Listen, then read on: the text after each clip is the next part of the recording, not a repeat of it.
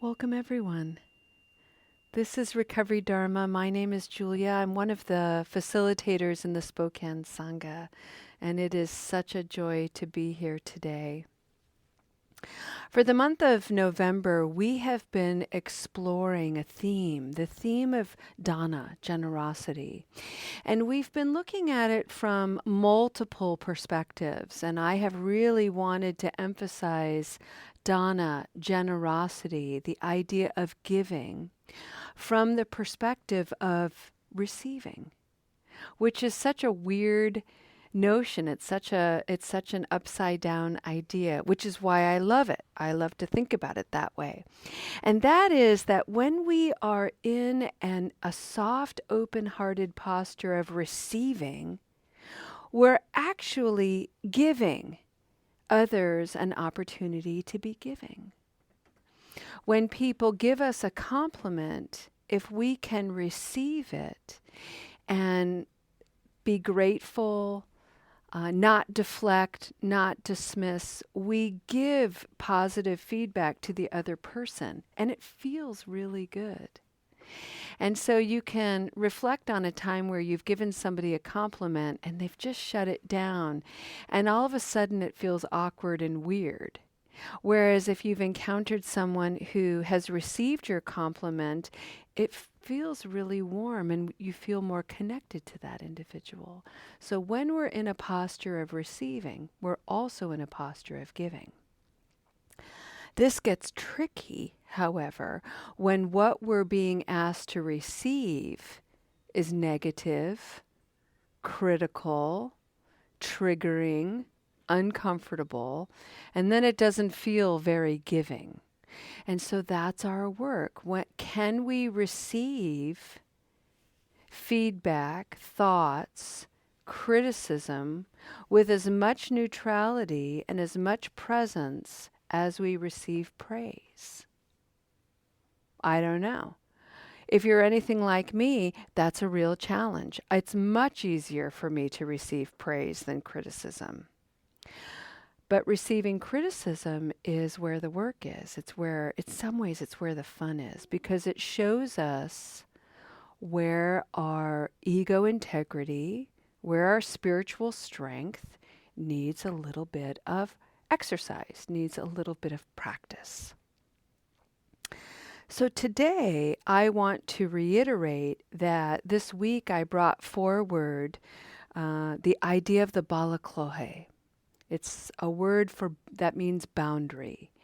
And it is a way of cultivating boundaries that endeavors to create beautiful spaces of clear communication, altars of understanding. And so these boundaries, the balaklohe in Gaelic means stone wall.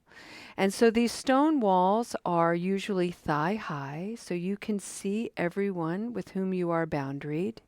You stay in your space, and you can clearly see their space. You are fully responsible of what's going on in your space and your space alone. And it makes it easy to have boundaries that are clear this way, because then you can see, oh, my loved one over there is working with some difficult emotions like anger or resentment, but I don't have to jump the wall into their space and help them figure it out. They can do that. If they need my support, they can come to the wall and ask for it.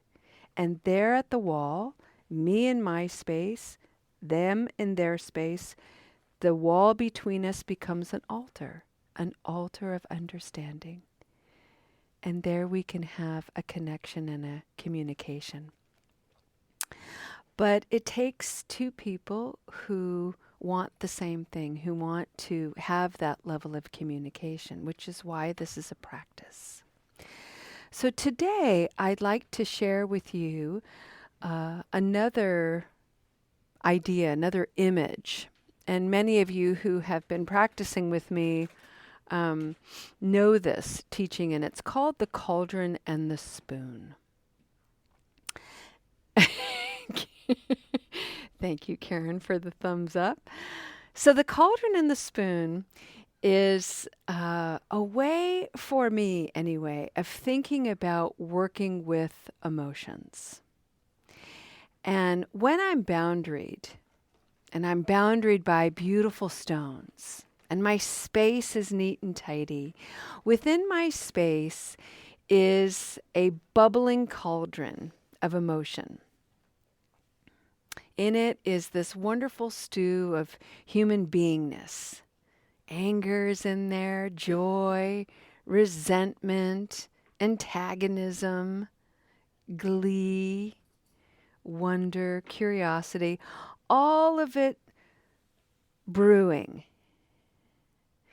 And it can simmer. Like if you've ever actually cooked soup or stew, if you leave it alone and it simmers and it has that sort of gentle bubbling at the top, everything looks nice and easygoing until a spoon is introduced and you give it a little stir, and then all of a sudden things splatter everywhere and you have to be really careful. And so what do we normally do when that happens? What do I normally do when that happens? When I go to stir my stew, I have a tendency to want to look at what's happening in my pot. Turn down the heat maybe. Stir a little bit slower. Take the spoon out. Let it simmer. Take it off the heat altogether. When we're working with one another, however, human beings, and I've got my simmering pot of emotions, and somebody else comes along and they stir my pot, rather than look at what's being stirred, rather than look at the contents coming to the surface, or even taking the pot of my emotions off the heat, I have a tendency to blame the spoon. So-and-so just came over and said this to me, and that just totally pissed me off. I can't believe so-and-so said that to me. Why are they shaming me? They should be ashamed for shaming me.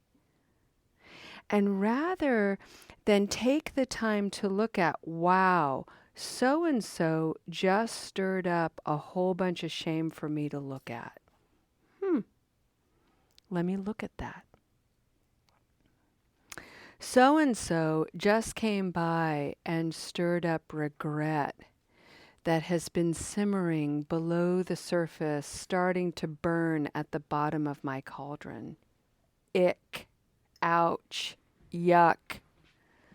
I could spend a lot of time blaming so-and-so for the stirring. Or I can recognize that so-and-so is a spoon. They've come in and stirred my pot, and I get to look at regret. That's the practice. That's what it means as the second foundation of sati, mindfulness, to look at our emotions, to examine them, to understand them.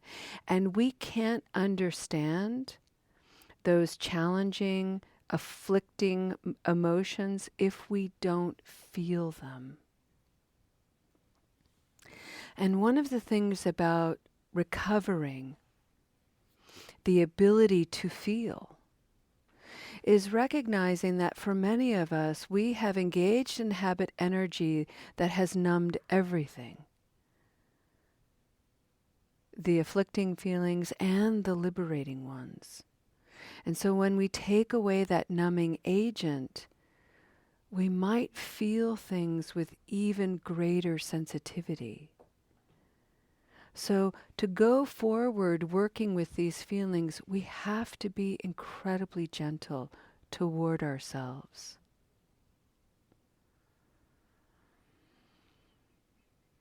Some people who are not comfortable yet working with feelings, working with difficult emotions, might see our vulnerability and maybe even take advantage. One of my favorite things that people have said to me over the years when I've been revealing with my emotions is, God, Julia. And it always sounds like that. God, Julia, you're so sensitive. This is not a friendly comment. This is a projectile that somebody is trying to toss over my boundary into my space. I can do a couple of things with it. One is I can let it into my space and I can let it hit me. Ow, ow. That just hit me like a rock. I can move out of the way and I can duck that projectile. I can duck that hurling stone and I can put that in my wall. Oh, wow. You can't handle my vulnerability. Thanks for letting me know that's going in my boundary. Fabulous. Beautiful. I can also treat that projectile like an air ball. Whoop. I'm not going to do anything about that. That has nothing to do with me. I'm just going to let that fly over. And what I'm going to do is anchor in a new reality, which is that being a sensitive human being is a beautiful thing. It could actually be a superpower because it's enabling me to be sensitive to all of these feelings within myself and by extension become more sensitive to others. I think that's a wonderful thing to cultivate.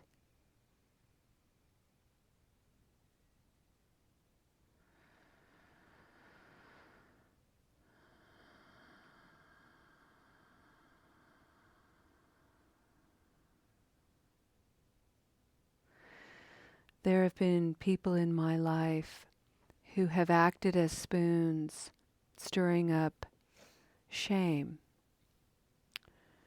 Julia, you should be ashamed of yourself for what you said. That really hurt my feelings.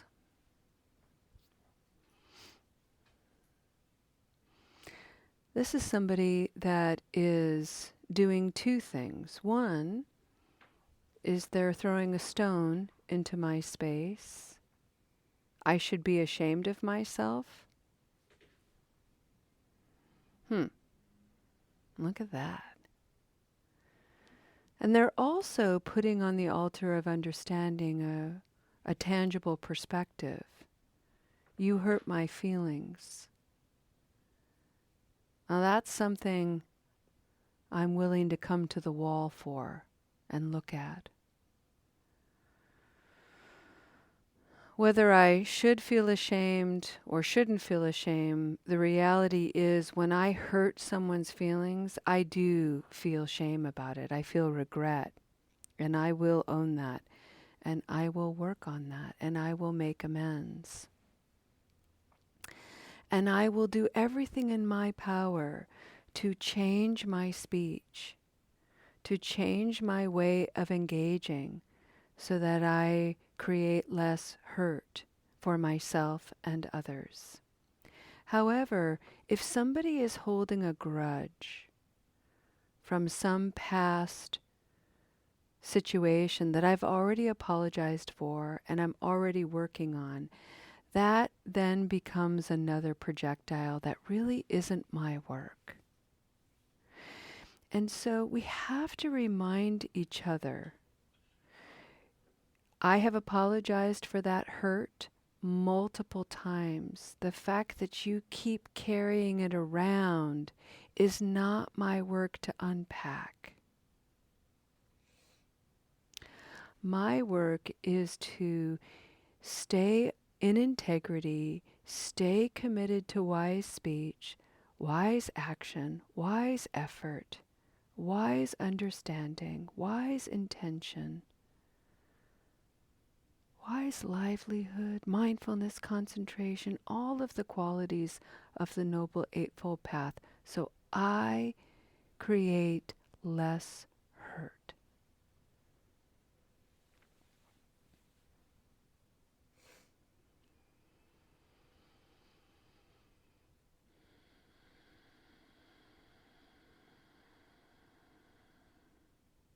I'm bringing this forward, friends, because we're going into the holiday season where boundaries are going to be tested, family dynamics are going to play out in all of their glorious function and dysfunction.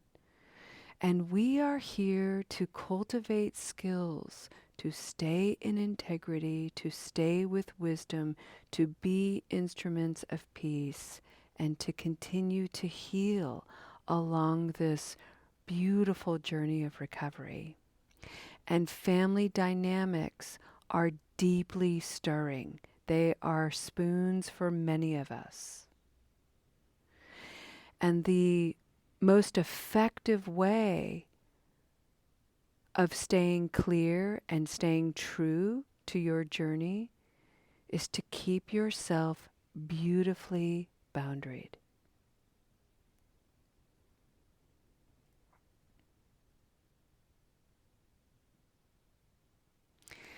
Earlier, before the meeting, Rose and I were talking about the 4 limitless qualities in Buddhism. And I really like to frame my life in the 4 limitless qualities. One wall is all about compassion, another is joy, another is loving kindness, and another is equanimity. And together they frame my beautiful space, my beautiful life. And they enable me to stay boundaried with beauty, with people that I really love and who I believe really love me. And yet we have our challenges. And so the limitless qualities of compassion, loving kindness, joy, and equanimity keep me strong, keep me clear, keep me engaged with my aspirations. And my one aspiration is to have a life that is less malcontent, less uncomfortable, less harming.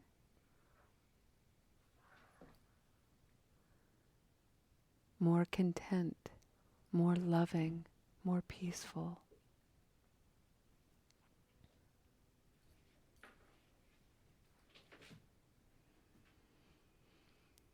What's brewing in your emotional cauldrons, in your emotional pots? What are the spoons that stir the deepest, and can you simply treat them as spoons? Stop blaming them and pay attention to what's being stirred to the surface. Can you bring what's being stirred to the surface, to the sanctuary of your own mind and heart that is well guarded by beautiful boundaries?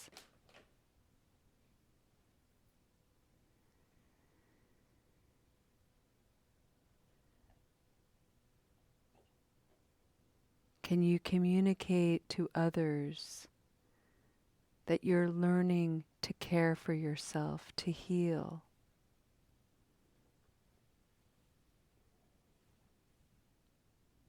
And above all things, let's remind one another that this is a practice.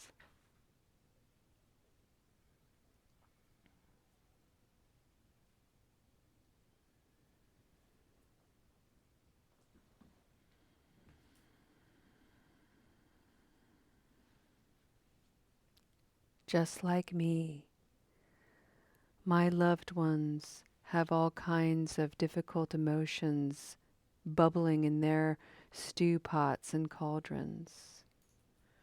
Just like me, they blame the spoons.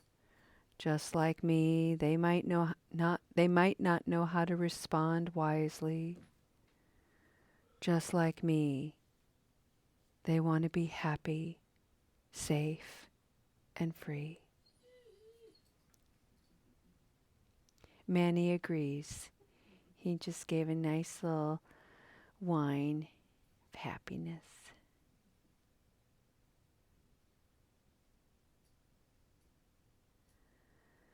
Breathe that in, just like me. You want to be happy, peaceful, and free.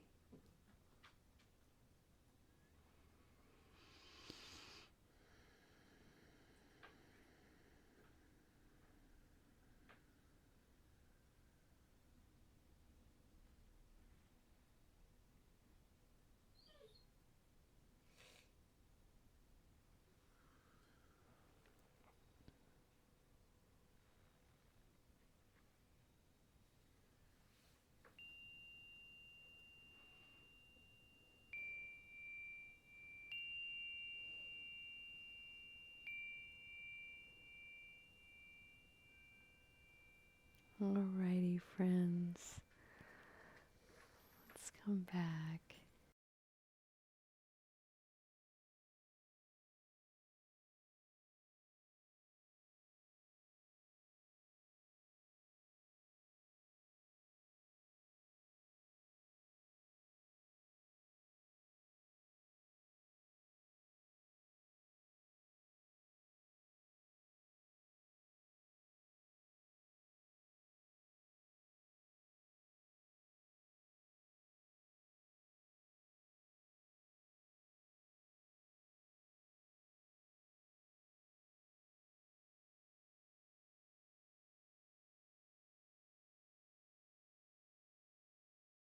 Alrighty, let's go ahead and end our practice today with a dedication of merit.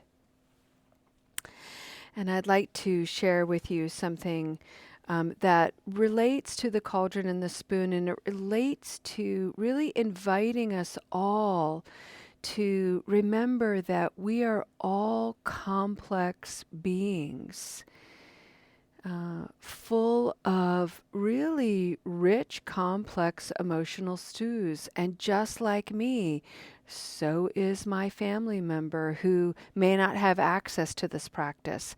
So is the troll who is so mired in confusion that that sort of negative reactivity and unskillful, even unethical behavior is how they think they can connect and belong. We all have those capacities within us, and we are practicing to heal and to grow. Fear, anger, antagonism, rejection, denial, pessimism, confusion, paralysis, intolerance, righteousness, frozenness. As a human being, I have the capacity for all of this and more. I must feel it burn hot in the fire pit of my resistance and acceptance. There, by crackling firelight, I see resilience, courage, strength, creativity, wonder, curiosity, innovation, boldness, ebullience, compassion, patience. This burns hot too. When the fires burn down, I gather the ashes to amend the soil of my heart-mind for the seeds of wisdom to grow. Thank you for your beautiful practice, friends. We'll see you tomorrow. Namaste.